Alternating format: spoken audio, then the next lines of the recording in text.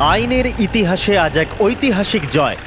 ভয়ঙ্কর আসামি বালা সিজু, যাকে বাচ্চাদের অপহরণের জন্য প্রত্যেক রাজ্যের পুলিশ খুঁজে বেড়াচ্ছিল, সে শেষ পর্যন্ত সিআইডির হাতে ধরা পড়ে গেল। এখন সিআইডির টিম বালাকে জিজ্ঞাসাবাদ করবে, আর বালাকে জিজ্ঞাসাবাদের ভিডিও বানিয়ে সেটাকে আদালতে প্রমাণ হিসেবে তুলে ধরবে, যাতে বালাকে কঠোর থেকে কঠোরতর সাজা দিতে পারা যায়।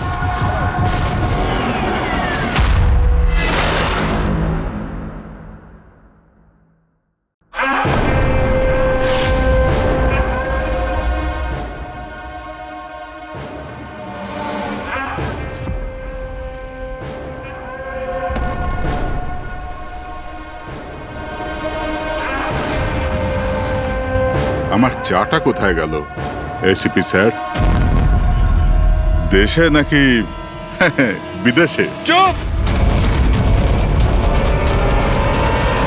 দেখ বালা, ওই বাচ্চাগুলোকেই তাদের মা বাবার কাছে পৌঁছে দেবো, আমি কথা দিয়েছি। যদি ওদের কিছু হয় না, তোর অবস্থা আমি এমন করব যেটা তুই স্বপ্নেও ভাবতে পারছিস না।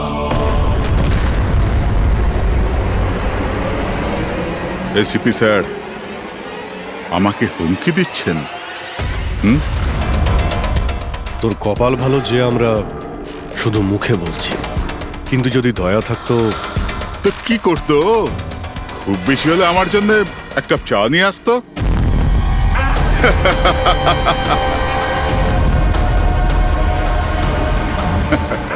পা নিচে নামা। আরে ম্যাডাম, আপনি আমার জন্য চা বানিয়ে আনুন। তাছাড়া মেয়েদের কাজ ঘরেই হয়, এই সিআইডিতে কেন সময় নষ্ট করছেন আপনি? আর যদি আমার ম্যাডামের হাতের চা ভালো লাগে, হ্যাঁ, তো আমি ওর সাথে বিয়ে করবার ব্যাপারেও ভাবতে পারি। উকিল বাবু, এ কিন্তু বড্ড বাড়াবাড়ি করছে। কি তোর এত সমস্যা হচ্ছে কেন অভি? হ্যাঁ, তোর এই ম্যাডামের সাথে কোনো চক্কর চলছে নাকি রে? এটা কি করলেন আপনি? আমার ক্লায়েন্টের উপর হাত তুললেন আপনি।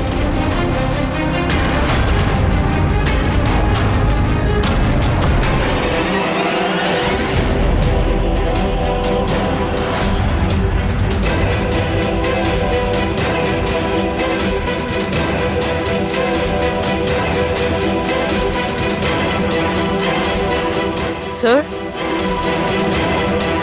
Sir, he's dead. কি?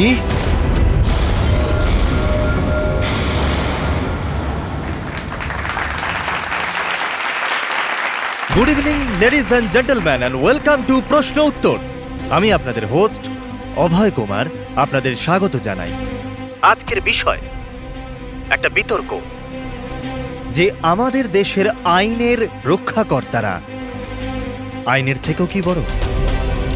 আপনারা সবাই এটা নিশ্চয়ই শুনেছেন যে সিআইডির সিনিয়র অফিসার অভিজিতের উপরে বালা নামক এক ক্রিমিনালকে হত্যার অভিযোগ আরোপ করা হয়েছে।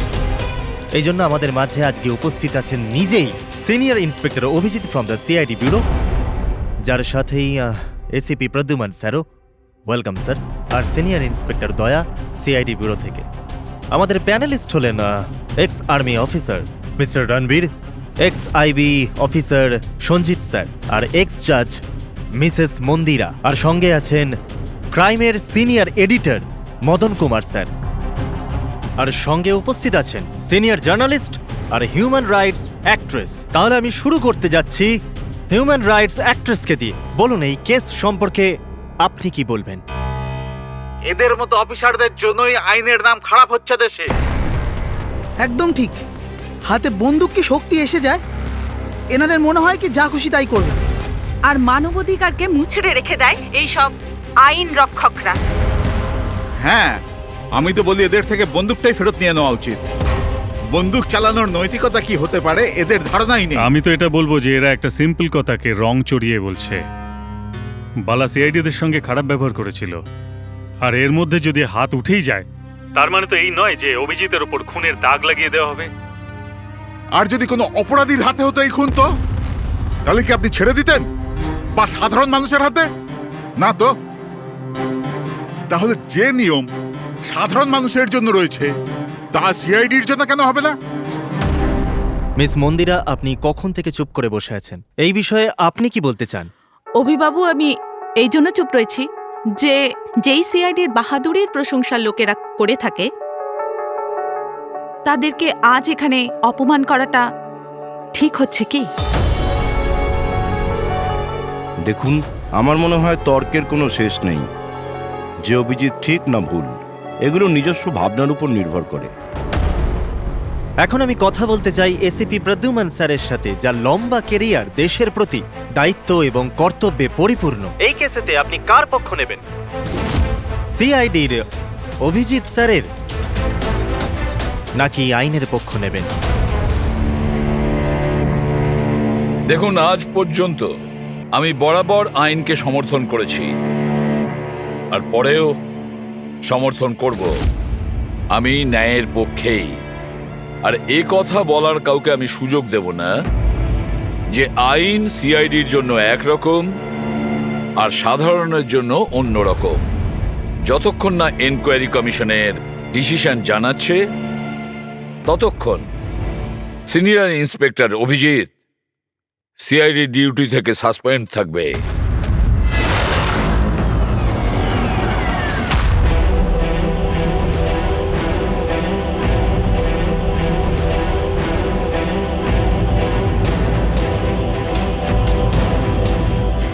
এক মিনিট স্যার।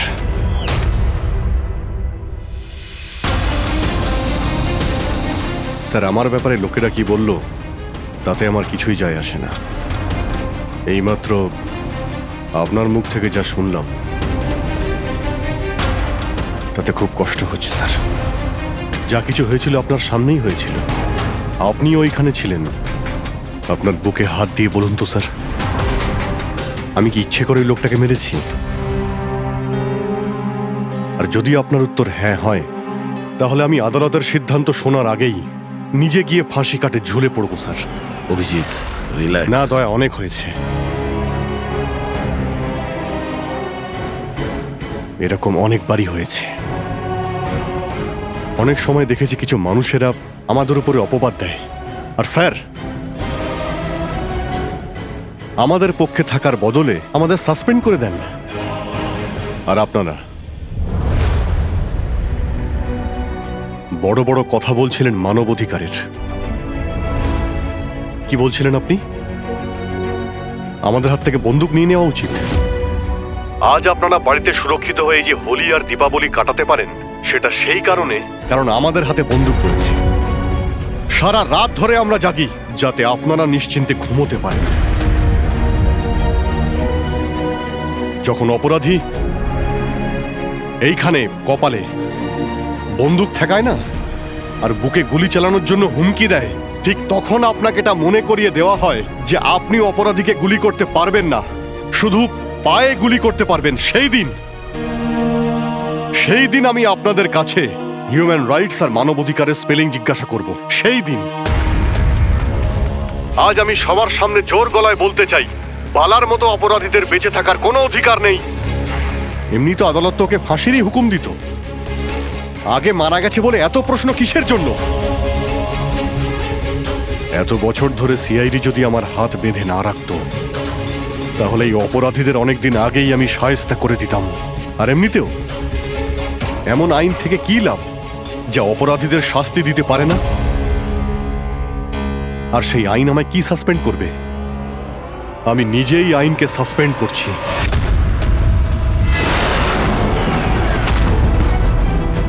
মনে সাহস আর পকেটে রেজিগনেশন নিয়ে আমি সবসময় করি।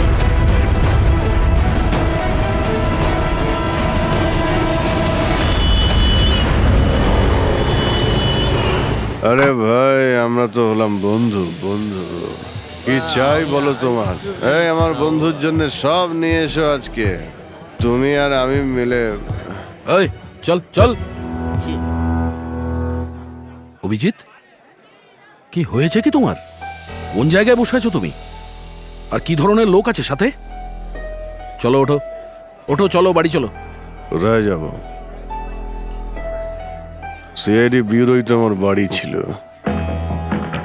আর ওখানে যাওয়ার আমার পারমিশন নেই। স্যার স্যার সব ঠিক হয়ে যাবে, আপনি আপনি এখান থেকে চলুন। সব ঠিক হয়ে যাবে? এর থেকে আর কি ঠিক হবে? আর এখন আমি সিআইডি অফিসার নই। কোনো হিউম্যান রাইটস, কোনো এনকোয়ারি কমিশন আমার কিছুই করতে পারবে না। সমস্ত অপরাধীদের খুঁজে খুঁজে মারব আমি। আর তোমরাও আমার কিছুই করতে পারবে না। আর না তোমার ওই এসএপি প্রদ্যুমান। যাও, তোমরা ওর কাছেই যাও।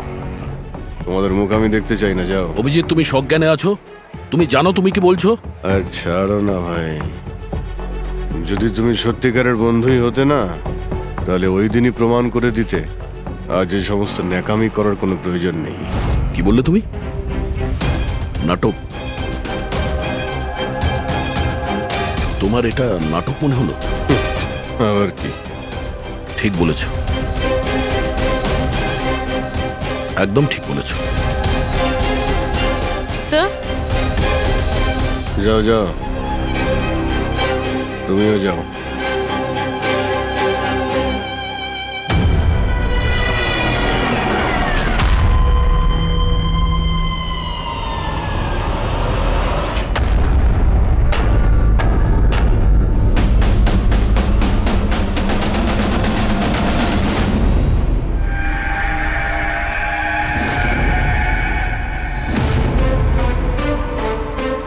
এই, কে এখানে? আমার চোখ কেন বেঁধে রেখেছো? বলো আমাকে, কোথায় নিয়ে এসছো আমাকে? কে তোমরা? এই, বলো আমাকে।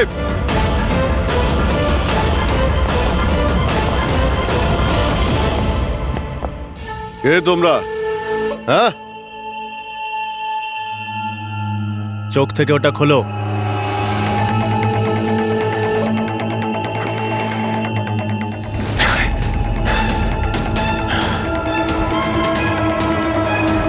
তোমরা জানো কাকে কিডন্যাপ করেছো? একজন সিআইডি অফিসারকে। অভিজিৎ, তুমি আর এখন কোনো সিআইডি অফিসার নও। Senior inspector Abhijit CID duty থেকে সাসপেন্ড থাকবে। ভয় পেও না, আমাদের থেকে তোমার কোনো ভয় নেই। আমাদেরকে নিজের বন্ধু ভাবতে পারো। বন্ধু? তোমরা কারা বলবে? সব জেনে যাবে অভিজিৎ, আমরা কে আর তোমার থেকে কি চাই। অন্ধকারে লুকিয়ে রয়েছো কেন? সাহস থাকলে সামনে এসো। আমরা অন্ধকারে আছি কারণ এই দেশ আর সমাজ আমাদেরকে আলোতে কাজ করতে দেয় না।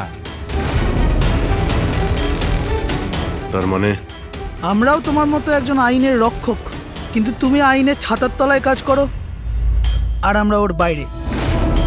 আমরা অপরাধীদের সরাসরি সুবিচার দিয়ে থাকি, না কোর্ট, না কাছারি, না এনকোয়ারি কমিশন, সোজা মৃত্যুদণ্ড।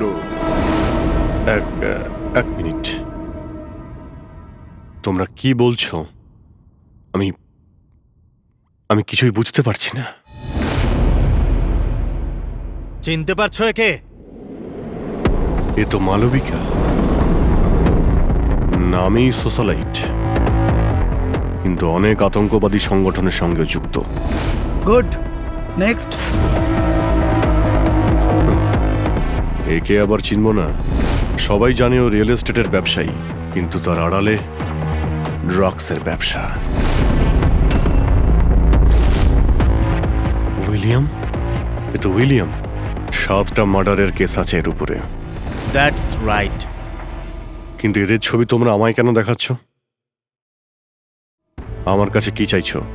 বলবো, প্রথমে তুমি এটা বলো যে যদি তুমি এটা জানতে পারো যে এই অপরাধীদের আইন কখনোই সাজা দিতে পারবে না, তখন তুমি কি করবে?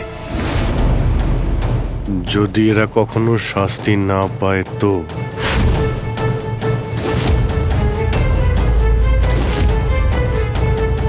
আমি আমি এদের নিজেই মারব। আর এমনিতেও কোনো অপরাধীদের বেঁচে থাকার কোনো অধিকার নেই। সবাইকে পিষে মেরে ফেলা উচিত, সবাইকে। Very good. তোমার ভেতরে এই রকমই উদ্যম আর সাহস দেখতে চেয়েছিলাম আমরা। আমি তোমার যন্ত্রণা বুঝতে পারি অভিজিৎ। যদি বালা ভুল করে মরেও যায় তাতে কি আর হবে? ছিল তো ও একটা অপরাধী, না? এবার তুমিই বলো অভিজিৎ, এত বছরের চাকরির এই যে পুরস্কার পেয়েছো তুমি, এটা কি ঠিক? এদের মতো অফিসারদের জন্যই আইনের নাম খারাপ হচ্ছে দেশে। আর মানবাধিকারকে মুছড়ে রেখে দেয় এই সব আইন রক্ষকরা। হাতে বন্দুক কি শক্তি এসে যায়? এনাদের মনে হয় কি যা খুশি তাই করবে। না, এটা একদমই ঠিক নয়।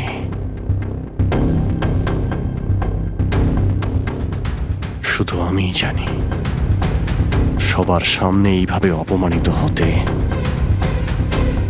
ঠিক কেমন লাগে, কতটা যন্ত্রণা হচ্ছে আমার। আমরা বুঝতে পারছি অভিজিৎ, এই জন্যই তো তোমার দিকে বন্ধুত্বের হাত বাড়াতে চাই। আমাদের গ্যাংয়ের কাজ হলো এই অপরাধীদের শাস্তি দেওয়া, যাদেরকে আদালত খোলা ছেড়ে দিয়েছে।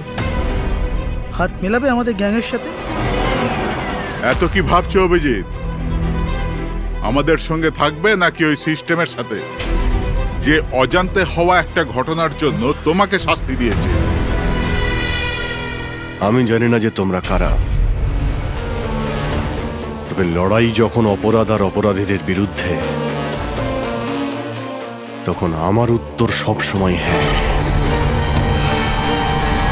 কিন্তু এর প্রথমে তোমাকে বিশ্বস্ততার পরীক্ষা দিতে হবে। বিশ্বস্ততার পরীক্ষা? এই লোকটা কে? গগন, যে 5 জন মহিলাকে খুন করেছে, আর আদালত একে মানসিক ভারসাম্যহীন হিসেবে মুক্তি দিয়ে দিয়েছে। নাও রিভলভার আর চালাও গুলি।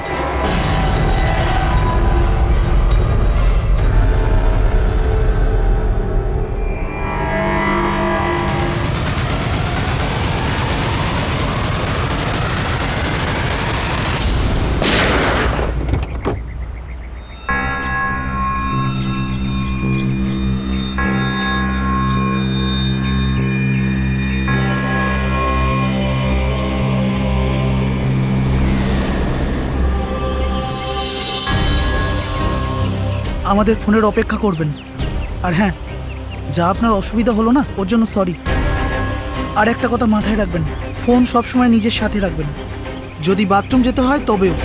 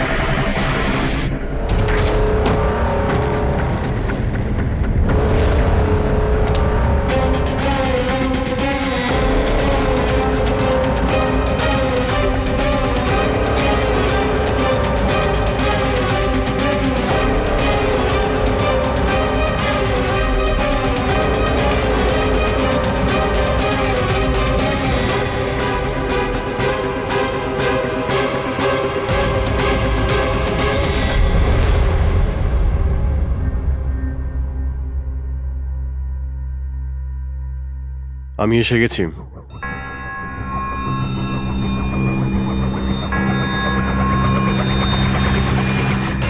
আমাদের সন্দেহই ঠিক। মানে যে গল্পটা আমরা ফেলেছিলাম সেটা বিশ্বাস করেছে ওরা। এটা তো হওয়ারই ছিল। যে জালে ওরা ফেসেছে সেটার প্ল্যান আমরা 1 মাস আগেই করেছিলাম। তবে স্যার, এত নামী অপরাধীদের একের পর এক খুন হওয়া, এটা কোনো কোইন্সিডেন্স হতে পারে না। স্যার, এই সমস্ত অপরাধীদের নতুন শত্রু কে এসছে? সেটাই তো আমি ভাবছি দয়া। এই 5 জনের একটা শত্রু থাকবে সেটা সম্ভব নয়। কিন্তু স্যার, আলাদা আলাদা থাকলে তারা একসাথে হামলা করলো কিভাবে? পুরবি লোকগুলো আলাদা হতে পারে, কিন্তু গ্যাং একটাই, মোটিভও একটাই, খারাপ মানুষগুলোকে শেষ করা। কিন্তু আইনকে নিজের হাতে নিয়ে আলাদা আলাদা শহরে আলাদা আলাদা সময় খুন করা, এত লম্বা প্ল্যানিং কেউ একা করতে পারবে না। একদম ঠিক বলছো অভিজিৎ। মনে হয় তুমি কিছু পেয়েছো। হ্যাঁ হ্যাঁ বস। কি বস, এটা একজন খুনির কাজ নয়, কারণ বেশিরভাগ ক্ষেত্রে এক একজন খুনির খুন করার পদ্ধতিটা নিজেদের পছন্দ মতো, কিন্তু এক্ষেত্রে সেটা হয়নি।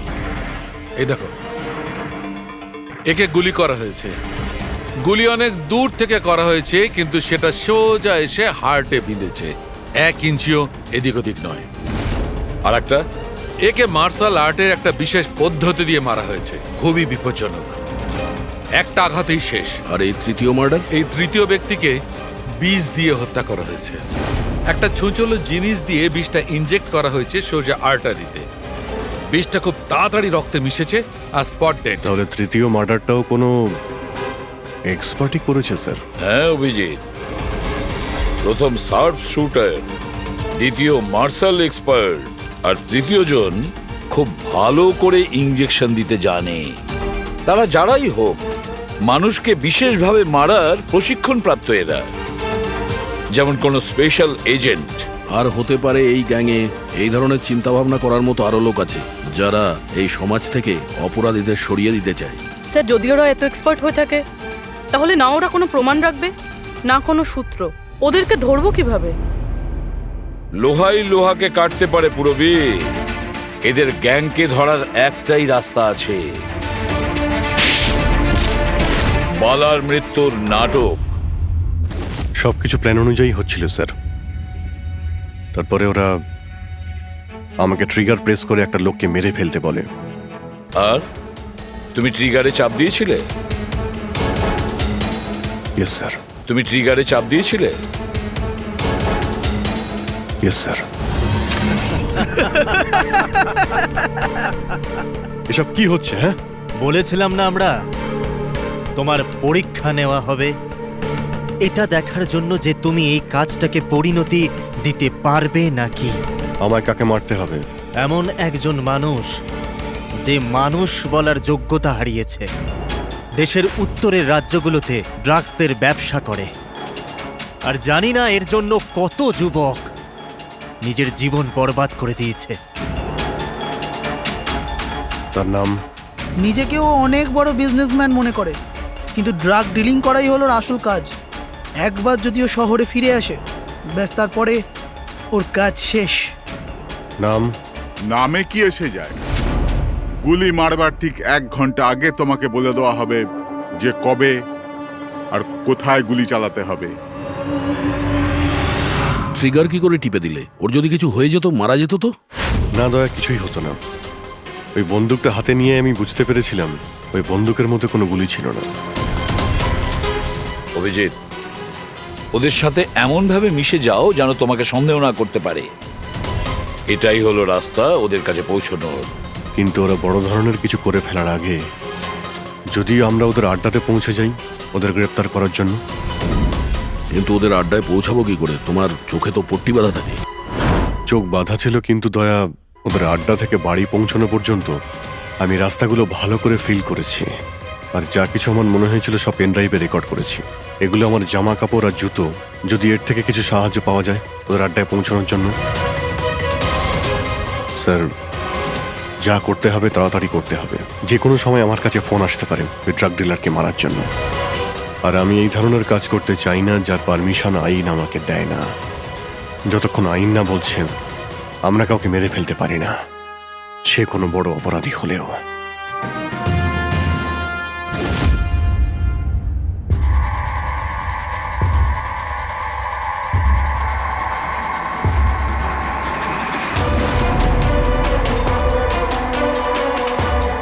ভালো করে শোনো, প্রায় 1.5 ঘন্টা লেগেছিল ওদের আড্ডা থেকে আমার বাড়িতে ফিরতে। গাড়ির স্পিড 60-এর উপরে যায়নি। 15 মিনিট গাড়ি ট্রাফিক জ্যামে আটকে ছিল। 10-15, আর ঠিক ওই সময় কাউকে শ্মশানে নিয়ে যাওয়া হচ্ছিল। আর হ্যাঁ, যখন আমি আড্ডা থেকে বেরিয়েছিলাম তখন ওখানে কোনো মন্দিরে আরতি হচ্ছিল, যা মাইকে বাজছিল। প্রায় সব মিলিয়ে 6টা সিগন্যালে গাড়ি দাঁড়িয়েছিল, আর প্রায় 5টা ফ্লাইওভার ছিল। প্রত্যেকটা ফ্লাইওভার ক্রস করতে 40 থেকে 50 সেকেন্ড লেগেছিল। রেলওয়ে স্টেশন, একটা ফ্লাইওভারের নিচে রেলওয়ে স্টেশন ছিল, যেখানে ট্রেনের অ্যানাউন্সমেন্ট হচ্ছিল। ও স্যার, হ্যাঁ বলো। এই দেখুন স্যার, এই দেখুন, অনিকেত কুমার স্যার। সিবিআই 2 দিন আগেই ওর সঙ্গে কথাবার্তা বলেছে। স্যার, দেশে অনেক জায়গায় ও ড্রাগসের ব্যবসা করে। এখন কোথায়? ফ্রেডি স্যার দেখছেন স্যার। স্যার, এটা প্যাডি, ধান। ও ধান, ওই যে তুমি অভিজিতের জামা থেকে যে সুতোটা এনেছিলে সেইটা একটা বস্তা সুতো, পাটের বস্তা। তাহলে ধান আর পাটের সুতো, তার মানে হচ্ছে এটা কোনো গোডাউন, কোনো একটা গোডাউনকে আস্তানা বানিয়েছিল ওরা। এমন একটা গোডাউন যেখানে সবজি বিক্রি হয়, অথবা কোনো ধানের কল। স্যার, এই রুটটা নিয়েছে এরা। রুটটা সেই রকমই যেরকম অভিজিৎ স্যার বলেছে। আমার মনে হয় এটাই। গুড জব পুরবি। হ্যাঁ ডক্টর সালুকে, কি অভিজিৎকে আনাজের গুদামে রাখা হয়েছিল? অনিকেত আজকে সকালেই গ্রিস থেকে ফিরেছে, এখন অব্দি অফিসেও যায়নি। আচ্ছা, গ্যাং থেকে ফোন আসবে অভিজিতের কাছে, আসবে ফোন।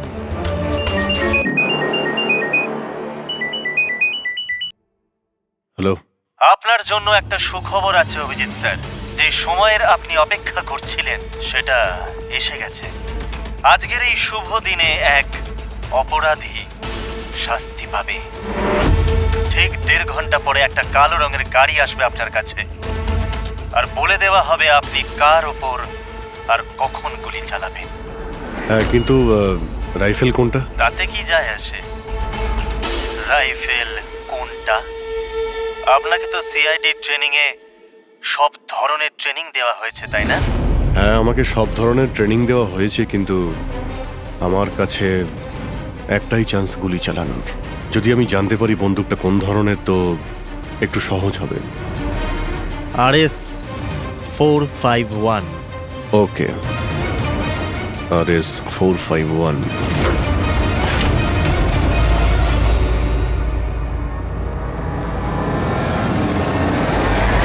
এটা কি বলছেন আপনি? আমার মৃত্যুর ভয় রয়েছে? তাহলে আমি যাবই না কোথাও, ঘরের মধ্যেই লুকিয়ে বসে থাকবো। আমি সমস্ত মিটিং ক্যান্সেল। অনিকেত, বাড়িতে লুকিয়ে থাকলে কোনো লাভ হবে না। ওরা প্ল্যান করে বসে আছে তোমাকে মারার জন্য। ওরা তোমাকে মেরেই ফেলবে। আপনারা কিছু করুন না, আপনারা সিআইডির লোক, বাঁচান আমাকে। বাঁচাবো আমরা তোমাকে। আর এবার গুলি আমাদের অফিসার তোমাকে করবে। তোমার জামার ভেতরে একটা বুলেট প্রুফ জ্যাকেট থাকবে, আর কিছু রক্তের প্যাকেট। কিন্তু স্যার, লক্ষ্য এদিক ওদিক হয়ে গেলে, যদি গুলি মাথায় লেগে যেত? কিচ্ছু হবে না, কারণ গুলিটাও নকল থাকবে। আর হ্যাঁ, তুমি তোমার কর্মফল ভোগ করবে। তোমাকে শো করে ওই মাস্টার মাইন্ডকে আমরা আগে ধরবো। এবারে বলো, মিটিং এর জন্য কোথায় যাচ্ছিলে তুমি? পরের মিটিং 1 ঘন্টার মধ্যেই হবে। এই মলের বাইরে একটা লঞ্চে হবে। মলের বাইরে? হ্যালো, আমার মনে হচ্ছে মিশনটা ক্যান্সেল করতে হবে। কিন্তু কেন? বালা বেঁচে আছে।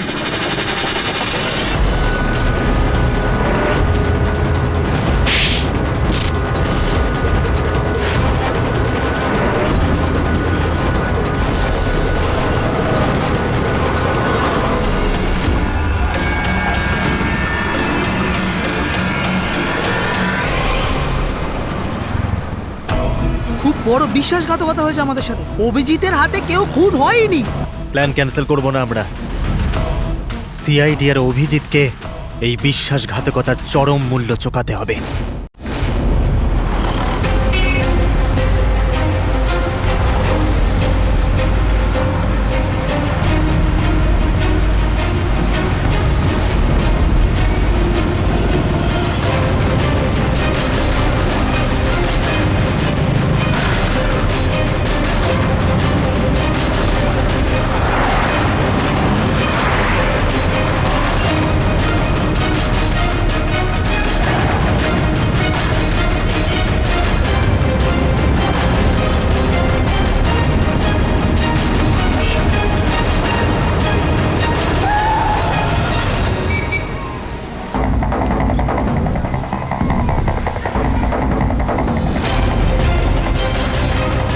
এখানে ওই লোকটা আসতে চলেছে। কিন্তু ওই লোকটা কে? অপেক্ষা কর, জানতেই পারবি। চল তোকে ওই জায়গাটা দেখাই যেখান থেকে তোকে গুলি চালাতে হবে ওর উপর।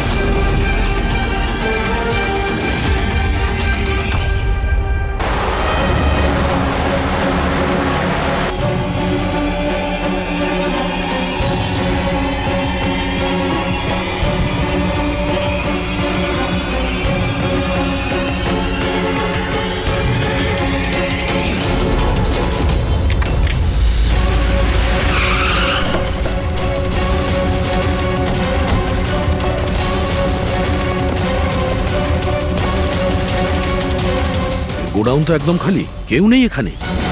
হ্যাঁ স্যার, এটা তো সেই গুদাম নয় যেটা আমরা খুঁজছি। ও দাদা ভাই, কে আপনারা? কি চাই? তুমি এখানে কাজ করো? ইয়েস। এই গোডাউন কো ব্যবহার করছিল কি? না তো, গত 2 বছর ধরে বন্ধ পড়ে আছে। এই গোডাউনটা আমার বস বিক্রি করতে চায়, তা আপনি কি কিনবেন? যদি এটা ওই গোডাউন না হয় তাহলে কোন গোডাউনটা?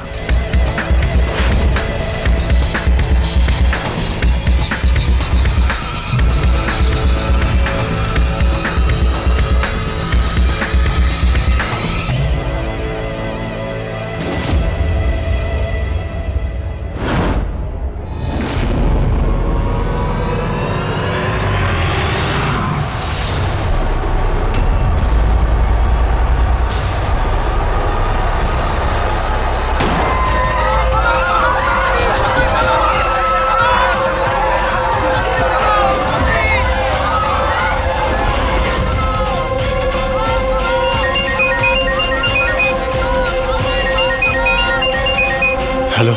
অভিনন্দন অভিজিৎ, তোমার সাফল্যের জন্য। Aniket is finished. এবার দেখা করে অভিনন্দন জানাবো তোমাকে। ঠিক আছে, আসছি আমি।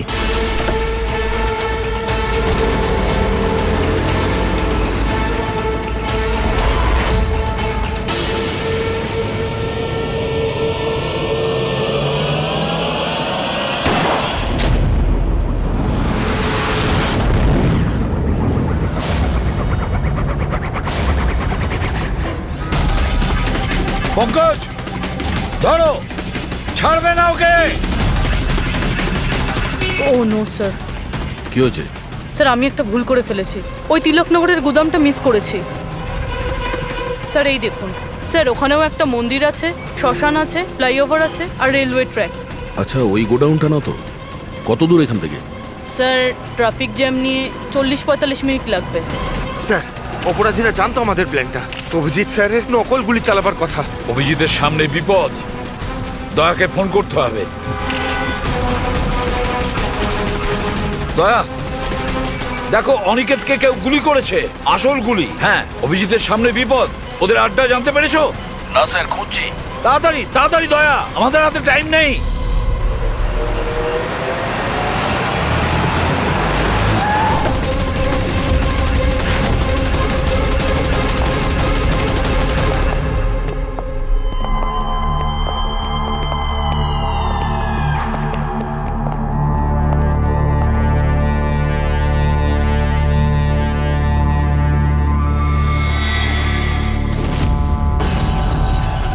অনেক অনেক অভিনন্দন তোমাকে। Well done. অনিকেতের মৃত্যুর খবর প্রত্যেকটা নিউজ চ্যানেলে দেখাচ্ছে, আর এখন তুমি আমাদের বিশ্বাস জিতে নিয়েছো। এই জন্য এখন অন্ধকার থেকে আলোতে এসে তোমার সাথে নিজেদের পরিচয় করাবো।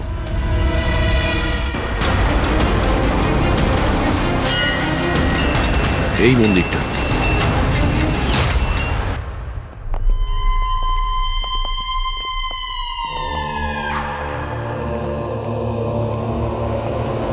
আমাদের প্যানেলিস্ট হলেন ex IB officer Sanjit sir,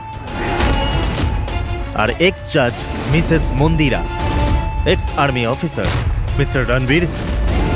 ও, তো আপনারা? হ্যাঁ, আমরা। কেন চমকে গেলেন নাকি আমাদের দেখে? ভুলে গেলেন সেই দিনটা যখন শুধু আমি সমর্থন করেছিলাম আপনাকে?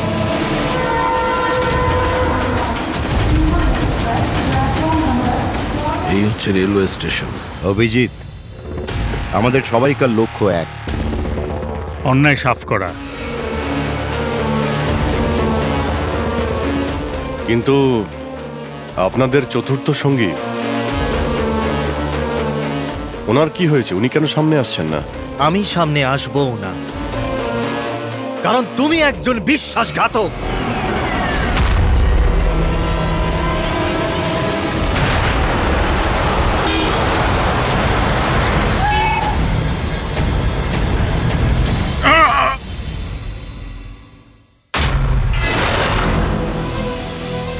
বালা বেঁচে আছে? হ্যাঁ, বেঁচে আছে, কারণ এই সব কিছু সিআইডির প্ল্যান মাফিক কাজ ছিল আমাদের ফাঁসানোর জন্য। আর এই হচ্ছে শ্মশান ঘাট। আর অনিকেত? সেও নিশ্চয়ই জীবিত আছে, নিশ্চয়ই এই অভিজিৎকে নকল গুলি মেরেছে। অভিজিৎ, এই বেইমানির জন্য একটাই সাজা, শুধু মৃত্যু, শুধুই মৃত্যু।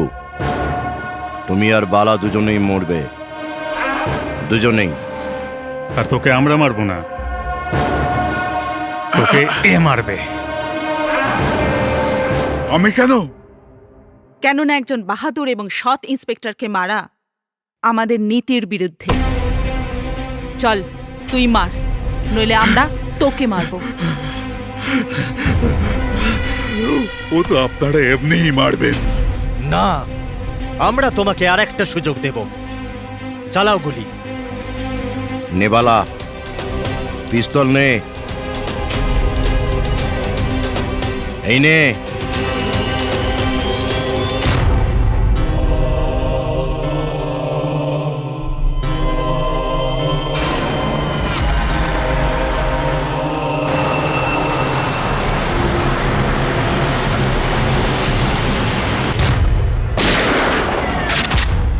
কেউ পালাবে না, চল। আমি আপনাদের হোস্ট অভয় কুমার। আমরা যা করেছি তাতে আমাদের কোনো আফসোস নেই।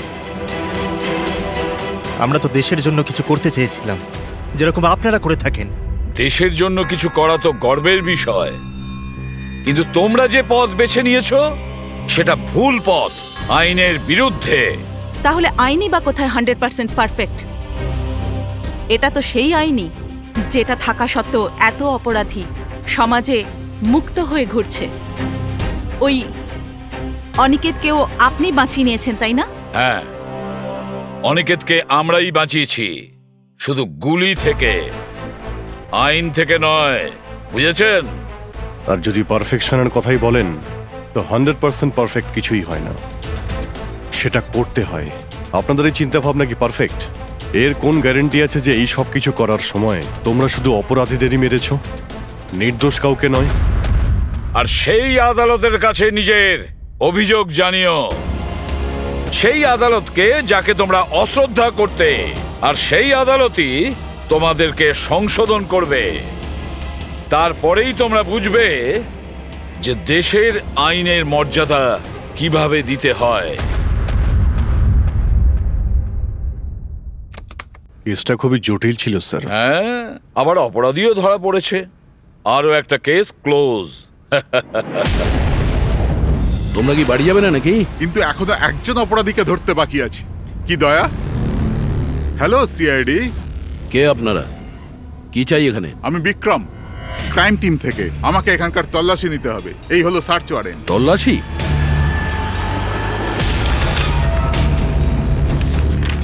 আমাদের আপনাদেরকে অনুরোধ যে আপনারা সবাই আমাদের সাথে কমপ্লিটলি কোঅপারেট করতে থাকবেন। এটা কি আমরা জানতে পারি যে তল্লাশি কেন নেওয়া হবে? দমনের ফাঁসির কেসে আপনাদের সবার এগেনস্টে কমপ্লেন্ট আছে যে আপনারা সবাই এভিডেন্স নষ্ট করতে চেয়েছিলেন।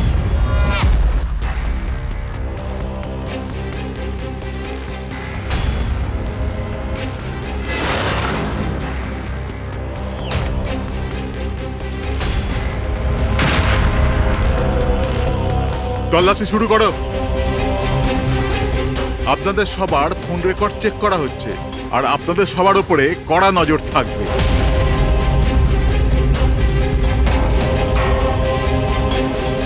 আর হ্যাঁ, আপনাদের সবার সাথে একা একা প্রশ্ন উত্তরও করা হবে। আমার আপনাদের ব্যক্তিগত পরামর্শ হলো, যাই বলবেন একদম সত্যি বলবেন। এটাই সিআইডির ভবিষ্যৎ তৈরি করবে। এই আমরা সিআইডির কোনো গ্যাসের বেলুন নয়। আর তুমি কে আমাদের ফিউচার ঠিক করার? হ্যাঁ, সিআইডির অস্তিত্ব সত্যের উপরে দাঁড়িয়ে রয়েছে, মিথ্যের উপরে নয়। হ্যাঁ হ্যাঁ, আমি জানি আপনারা সিআইডির লোক, জানি আমি।